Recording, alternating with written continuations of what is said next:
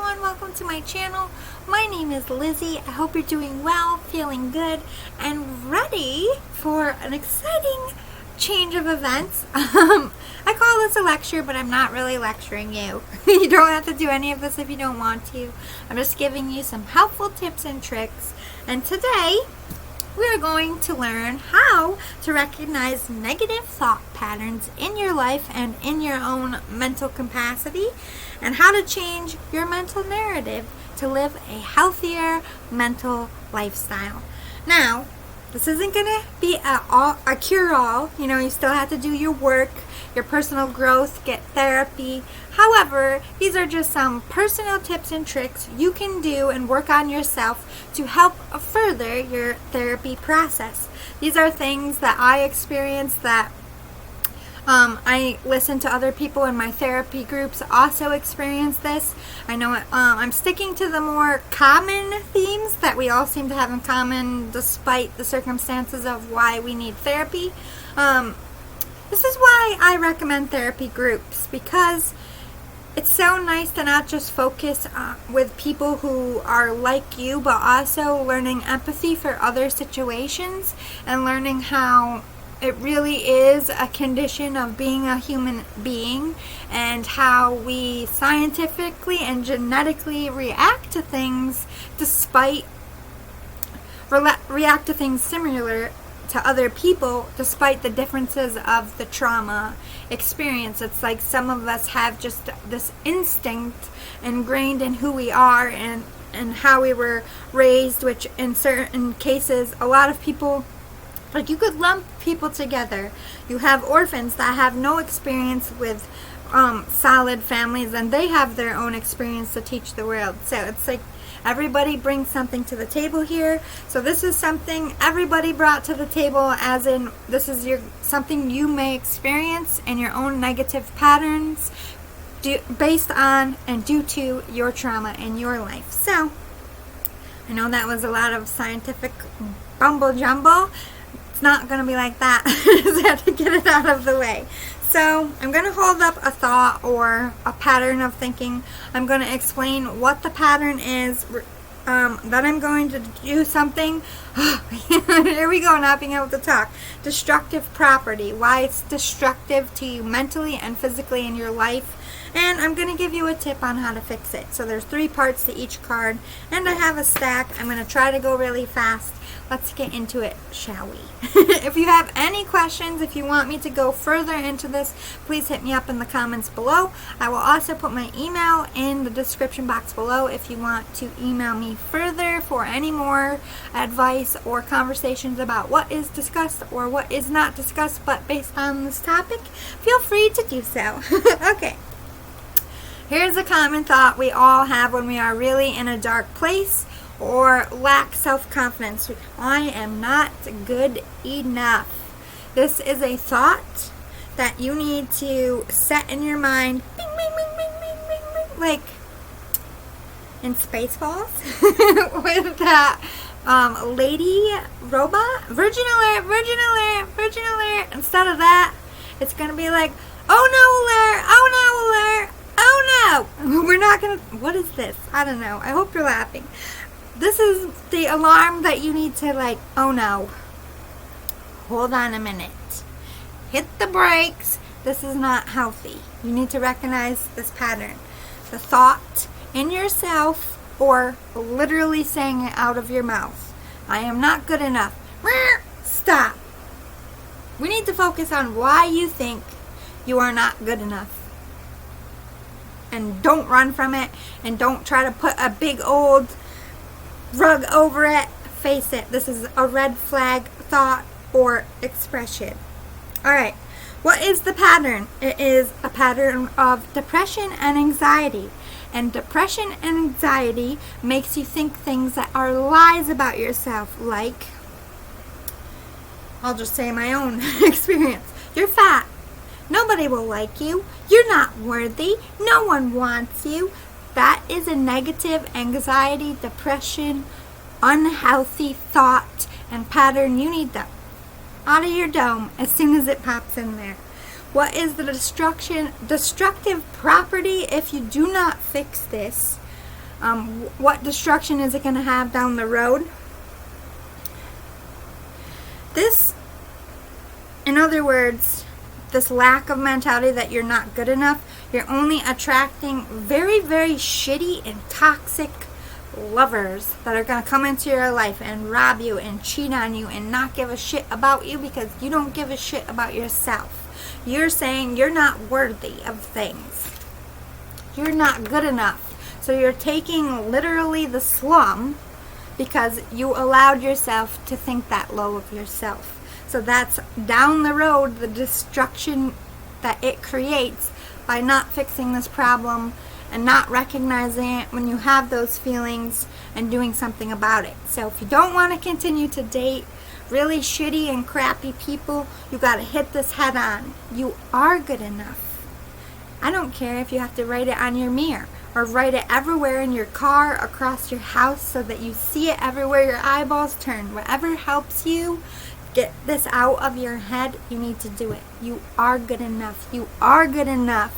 The ones who think that you're not good enough for them, they're not meant to be around you. That's karma and spirit and destiny flicking them out of your life because they're poop heads. And you don't need it. You don't got time for it. So how can we fix this? Like I said, self-affirmations, writing them all over, saying it. When you're thinking this, I'm not good enough. I am good enough. Correct yourself out loud or in your mind. Correct it immediately. Even if you don't believe it right away, just keep saying it. Believe it. Fake it until you believe it to yourself, because it's just learning to correct the thinking. So when your brain says, I'm not good enough, you automatically, I am good enough. Come in there with the, get out of here, bad depressive thoughts. You got to physically, actively put the work in to flip the script in your own mind, and nobody can do that but you. So every time you feel that way, I am good enough, I am good enough, I am good enough. Correct the narrative. And working on raising your self-worth by not taking the slums because you don't think you are better. Don't take the slums. Good God. Good grief. Get out of there. Alright, next. I'm not smart enough. I said this so much in my life. I can't go to that school. I'm not smart enough. I can't join that club. I'm not smart enough. I'm never going to fit in with them. I'm not smart enough. You know what? Yes, I am. God damn it. If I'm not book smart like they are, I will be street smart. And if I'm not street enough smart like they are, I will be fucking book smart. You flip the script. Alright, what's the pattern? Selling yourself short. Roadblocking your own progression in life. What is the destructive property down the road if you don't fix it? Your thoughts become your reality. By thinking that you are not smart enough, you're not going to be learning the lessons you need to learn, and you're never going to be pushing your limits and trying new things because you're talking yourself out of things before they even start. So you're roadblocking your own success down the road if you do not correct this when you recognize these thoughts, or if you say this out loud to other people. Red flag, that alert. Oh no, alert. Oh no. That button should be going off for this as well. How to fix it. I may not have, this is an affirmation I want you to repeat. I may not have all the answers now, but I am smart and capable, and I will figure it out. Just because you don't know things now, just because you made a mistake, does not mean you are stupid. It means there is something you need to learn about the situation, and which you will learn it and do better the next time. This is how you need to present your thoughts. Okay, I messed up. Everybody, congratulations, I'm a human being. Good job, self. You did a human being thing. Human beings fuck up every day, all the time. It's just part of being a human being. Brush yourself off. See the lesson in it.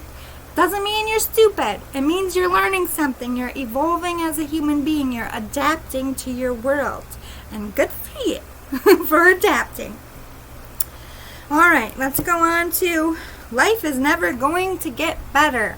Ooh, I catch myself saying this all the time, even now in these crazy times, and I have to, oh no alert, oh no alert. Don't let the depression thoughts in. Chase them out.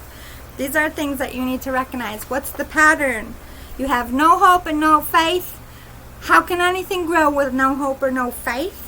It doesn't. It just stays there dead flat and doesn't get any better. That's the pattern. You're sucking the hope and the faith out of your life. I'm not talking about religious or spirituality. I'm talking about the hope that things will get better for you. If you really don't believe that, it's never really going to get better for you because you're not going to put the effort in. You're already Eeyore mode. Woe is me. It's never going to get better, so I'm not going to try. Which we're leading into the destructive property of this. And not being able to visualize overcoming adversity. Therefore, you don't ever really overcome adversity because you can't see yourself overcoming it. So therefore, you don't. So down the road, if you don't take care of this, you're just, anytime any adversity comes in your life, you're going to run the other way. Or, it's just because I'm cursed. And then your life really won't get better. Stop saying this to yourself. It's a lie. It will get better. It can get better, which is leading into how do we fix this. Number one, when you tell yourself or when you say life isn't going to get better, yes, the fuck it is. Self, you can say it just like that if you need to. Stop fucking lying to me, okay? I'm not buying your Kool-Aid. I know it's going to get better. You can't play me, homie. Talk to yourself like a gangster. I do sometimes. Just keep going one step at a time by giving up and just laying down that doesn't do anything for you. And literally anything is better than that. So if you just keep going. I'm going to have a little faith. I'm going to have a little faith. I think I can. I think I can. It really does work. There is a method to my madness. Let's talk about no one cares about me. No one's going to care what I say. Nobody cares. I'm here all by myself. I've said this a lot. What is the pattern? Isolating yourself from people. One second. I think it's my doctor. Oh, Lord. I just talked to my mom for 20 minutes. Where were we on this? We're on how to fix it. No, we were on pattern. Isolating yourself and your feelings from other people. Does this sound right? Okay, oh my God. Sorry, I thought it was my doctor. Kind of is. My mom was in the medical field long enough. Alright, so no one cares about me. The pattern is isolating your feelings and yourself from other people. What's the destructive property? If you don't fix this, what does it lead to? It leads you to stopping yourself from asking for help when you need it, stops yourself from venting when you need it, and releasing your feelings and just kind of pushing it down in your body and carrying it alone. Also, literally pushes people out of your life and keeps your circle small, which is devastating to most people. How do you fix this? You say, if nobody else cares about me, I care about me. And I care about me enough to ask for help when I need it. And I care about me enough to voice my feelings when I need to. And I care about me enough to know and I deserve better. So if no one else is being your cheerleader, if no one else is in your corner, don't fret. You're in your corner. All we need is ourselves. It's nice to have other people. I'm not giving you an excuse to push people away, but at the end of the day, you have to care about you most. And a lot of this feeling of no one cares about me is because you don't care about yourself. So you project that everyone else doesn't care about you, when really that's not the truth. There are people that care about you, but because you don't seem to care about yourself, you're projecting that image on everyone else's face. So in order to get that out of your mind, you have to care about yourself enough to realize that this is a lie to your own self that you're telling, and you need to change the pattern. Alright. This one, we all get this one. I'll never have that. whether it's a lifestyle, whether it's a job, whether it's a person. This is something everybody faces at least once in their life. What's the pattern? It's envying. The grass is greener on the other side syndrome, as I call it, or not staying in your lane, as in that person probably worked very hard to get where they were supposed to go, and even if they didn't, that is their path, and that's what is meant for them, and that might be great for them, and it might seem great to you, but you have your own lane. You have your own great things that you're meant for, and by spending all your time focusing on what other people have and spending all your time in other people's lane, what's the destructive property of that if you don't correct it? Like I said, the grass is greener on the other side syndrome. Nothing is ever going to be good enough because you're basing yourself on an image that you're looking away from your path. So you're looking over here, so nothing in your path is going to grow, as in nothing in your life is going to actually flourish, because you're trying to chase something that was never meant for you in a lane that wasn't meant for you. You're looking this way in your life when you should be looking this way. That's not healthier. Like I said, you're never going to be happy. You're always going to be chasing something. You're always going to be looking for more because you're living to standards that aren't meant for you. How do we fix this? That might not be my life, but I will find my own happiness. As in, you might feel like your life is a little lack right now, or you're going through something, but that doesn't mean that's going to be your life forever. It's great for them. They're happy. Look at it as motivation too. People really can be happy, and I'm going to be happy too. Look at it as a positive. Okay, here's another one. I will never be happy. Happiness just isn't in the cards for me. How many times have you heard this, or have said this, or thought this? The pattern is lack mentality, or lack of confidence. What destructive property does this introduce into your life by not fixing it or nipping it in the bud when you first start feeling this way? It leads to stuck energy, as in fragmented mind capacity, not knowing what to do with your life, not knowing what direction to go, not thinking you're ever going to get out of adversity.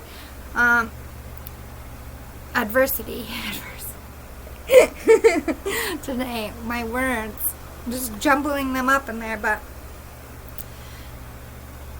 it's like you lived a stuck life by living in this mentality that you can never be happy, that happiness doesn't exist.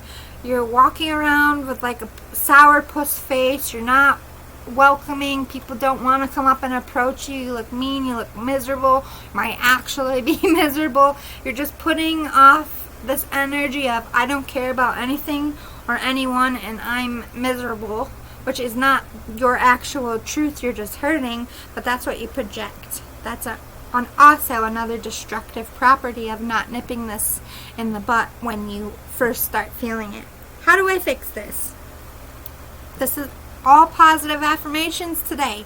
I can be happy if I put the effort into changing how I handle and view things. Say you're going for a job. You don't end up getting that job. You really wanted it. It is a disappointment. It does hurt. And you're allowed to be sad and eat a pint of ice cream that night and cry about it. But the next day, you get yourself up and you say, that just wasn't meant to be my job. There will be a better job. I'm going to keep looking through the classifieds. I'm going to keep asking people if they hurt. All I can do is keep trying and know that something better will come from this. Don't think that just because one thing happened that happened that in a way you didn't want it to, or went in the opposite direction of what you were expecting. Don't think that just because that one time it happened, or even the next time after that's going to be the truth of your whole life. That's a lie that you tell yourself that keeps you in that stuck energy forever. And you can drag this out for years if you don't deal with it. Living proof. Alright, so let's go to I am damaged goods. Ooh, Lord, so many years I thought this was true of myself. What is the pattern? low self-worth or self-esteem, and lack of self-respect. This is very common in anyone that was any kind of victim, domestic, sexual, doesn't matter, survived something and has a literal scar. This is also a common feeling. We all seem to express it, like attacks our self-confidence, attacks our self-worth and our self-respect. So therefore, this is the feelings we start to feel. What is the destructive property if you don't get help for this? If it goes years and you just keep ignoring it, by not respecting yourself, you allow others not to respect you. Again, going back to the mentality of this is like, don't feel like I'm talking shit because I made the same mistake myself. Going from one abusive relationship to the next abusive relationship to the next abusive relationship because you don't have that respect in yourself. You're not going to date or accept people in your life who respect you in the way you deserve because you're not setting those boundaries. You're not sticking up for yourself. You're not believing that you're worth more. So you kind of get stuck with life's riffraff, if you will, because it all starts here and what you feel you deserve. So, the destructive property is bad choices in lovers, bad choices in business, bad choices in jobs, bad choices in friends that lead you into trouble, who lie and cheat and steal and break your heart. Because until you learn self-respect, you allow others to tread on you because you're treading on yourself. How do you fix this? You really need to sit down with yourself, with a notebook, or whatever way you can vent and really think about why you feel like why do you feel this way? Where did it start from? When was the last time you felt happy? Who are you with? What were you doing? Like, you really need to sit down with yourself and figure out why you believe you're damaged goods, what led up to the feeling of being damaged goods, and how can you honestly change it within yourself. These are questions you need to ask yourself and ask the professionals in your life to help you process. And positive affirmation cards, again, you are beautiful, you are handsome, you are worth right love, you are worth good things. You are not damaged goods. You are a warrior. You are a survivor. Write this everywhere until you believe it in your soul. Say it, write it, read it, do what you gotta do, but change that mental capacity to change your life. It's always my fault. This is a lot of victim mentality. No matter what trauma you face, we always project it onto ourselves because we're not healed, we're broken, we're lost, we're shattered, and we can't see the truth. Which is, we don't ask for things to happen to us. We don't expect bad things to happen regardless of what choices we made leading up to that decision or leading up to that trouble. It's not because you deserve it. It's not because you did something wrong. Sometimes there's just bad people who do bad things. But this feeling of it's always my fault is very common. Like I said, what is the pattern? Immediately counting yourself out or feeling emotion, or immediately counting yourself out for feeling emotions or having an opinion or for selling yourself short. So you immediately say, I'm not worth an opinion. I don't have any credibility. You should expect me to fail. You should expect me to fuck up. I'm going to fuck up your life because I'm a fuck up. That's the pattern right there. What is the destructive quality of this pattern if you don't get help for it? Taking on the responsibility of others' mistakes. And basically being a doormat for the rest of your life. As in, if you are genuinely a victim who was assaulted or robbed or cheated on or misled in some way, it doesn't have to be a dramatic victim, but somebody did wrong to you. You apologize to them. You honestly believe that you deserved what happened to you. This is what long-term of believing that about yourself will lead to. You make excuses for the predator or the person who fucked you over because you see yourself so low.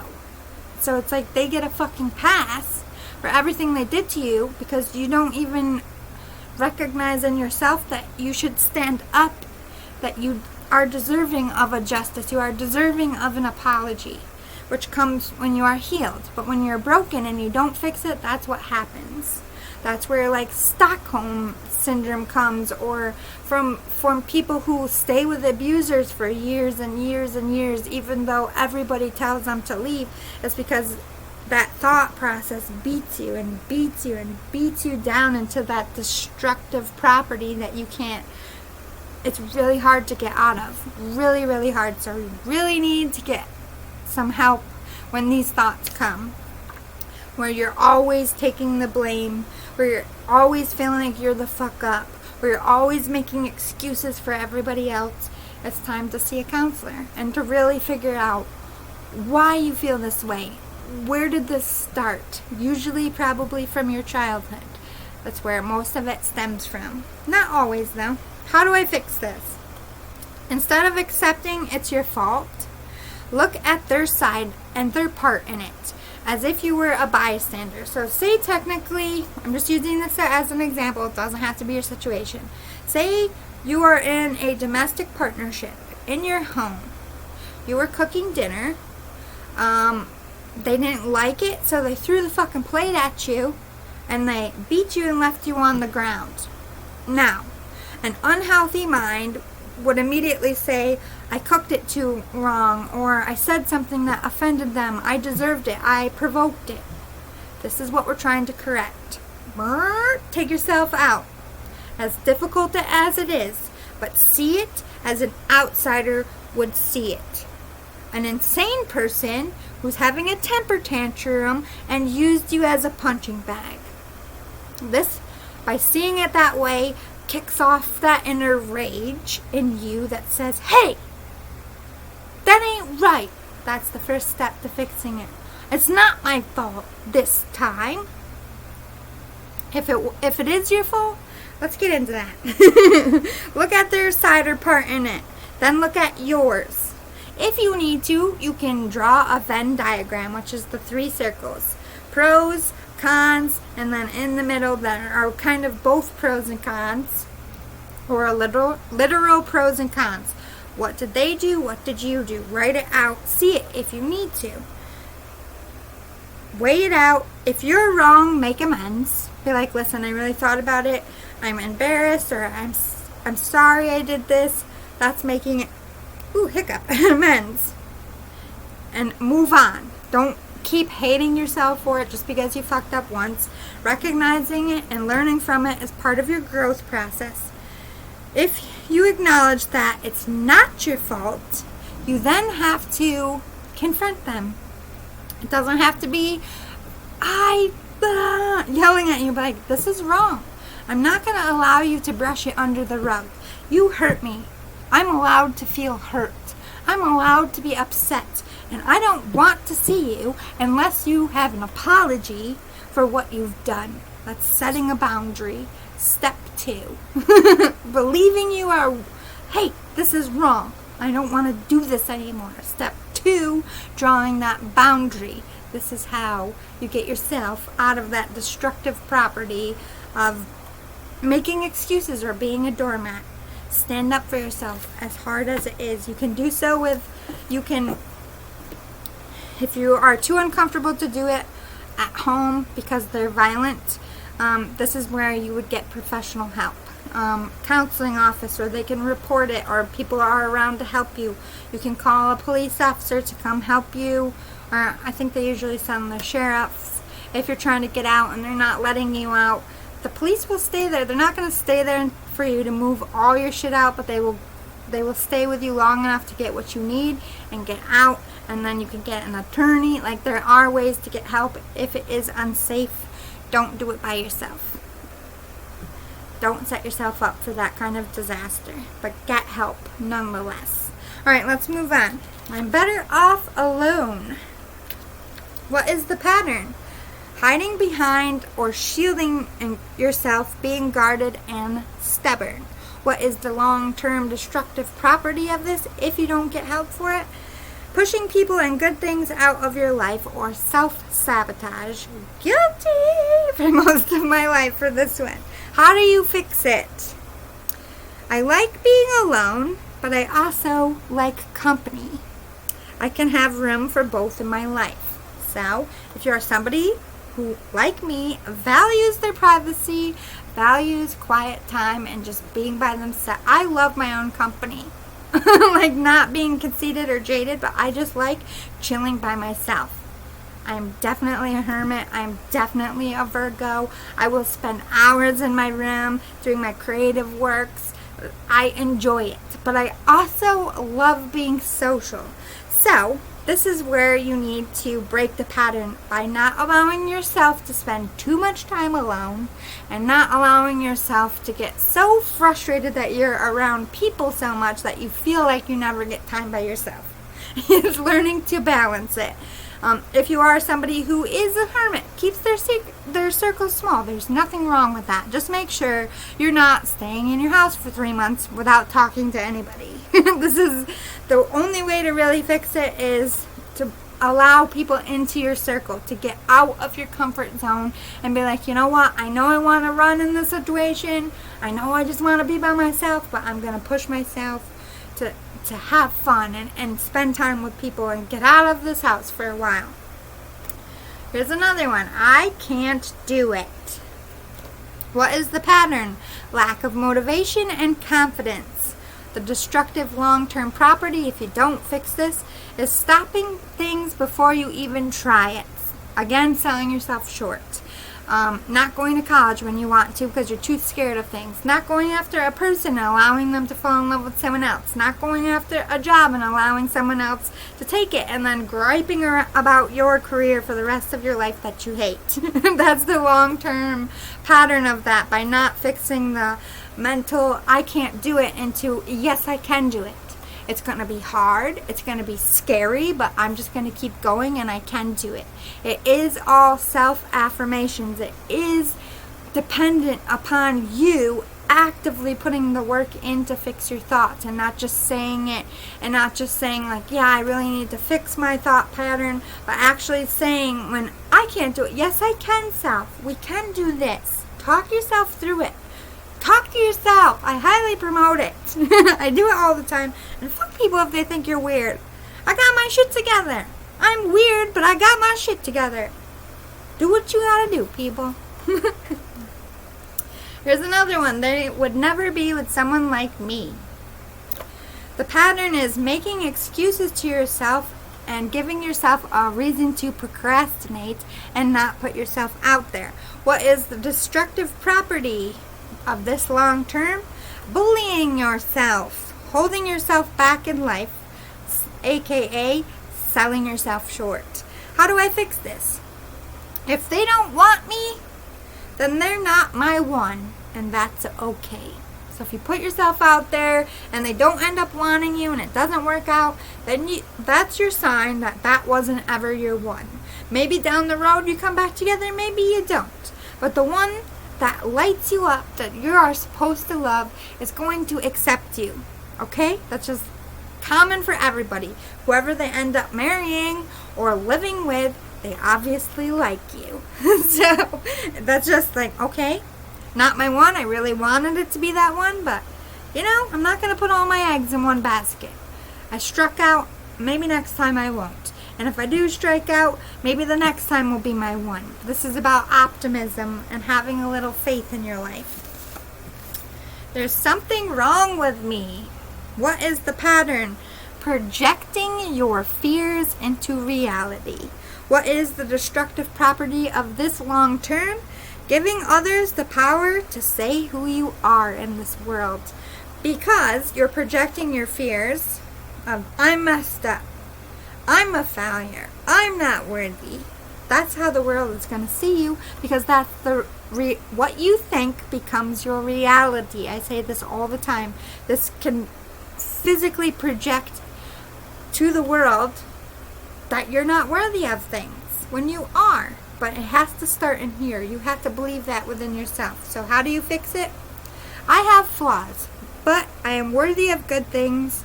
I'm worthy of love, and I'm worthy of success. Basically accepting that we're not perfect. There's flaws in all of us. There's good and bad things. Some people are going to like us and some people don't. You don't need anyone else's approval but your own in this life. So it has to start in here. You have to value and love and think yourself as cool. And then that's when the love of your life comes in, or friends come in. It's all on how you project yourself to everybody else and how the world is reflected back to you. What you put out is returned. That's how it works in this life, my friends. We're almost done. 4 more. I told you this one was going to be a little bit long today. I can't be alone. What is the pattern? Seeking love for all the wrong reasons. What is the destructive property of this long term? Codependency, clinginess, and a needy-like nature, or narcissism. How do you fix this?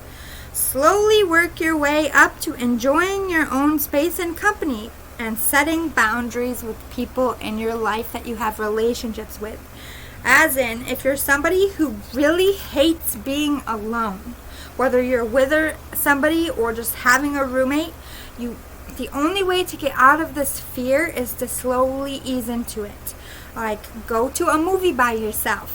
It might seem like the craziest fucking thing to you. It might be the longest 2 hours of your life, but that is a first step to learning that it's okay to be by yourself. Instead of go out 3 Fridays a month, but that last Friday you're going to spend inside doing some self-care, sitting in the tub, painting your nails, watching a chick flick, not being on the phone or filling your time up with other people, and genuinely spending quality time with yourself. Doing this slowly over time gets rid of the fear of being alone. Recognizing you have codependency issues is also a big first step. So setting boundaries with people in your life, it's not going to be everyone's situation, but say you're codependent on money, or you expect them, or you're not good with bills, or some reason why you have codependency for other people paying your bills. If you have that codependency, you could say, I want to learn to be more independent, but I don't want you to come down on me too hard before I'm ready, because I will panic. So tell me what the bill is for the cable this month, and I would like to pay it. And then the next month, be like, okay, I saved enough for that bill. I learned how to budget. So this month I want to try to pay this bill and this bill.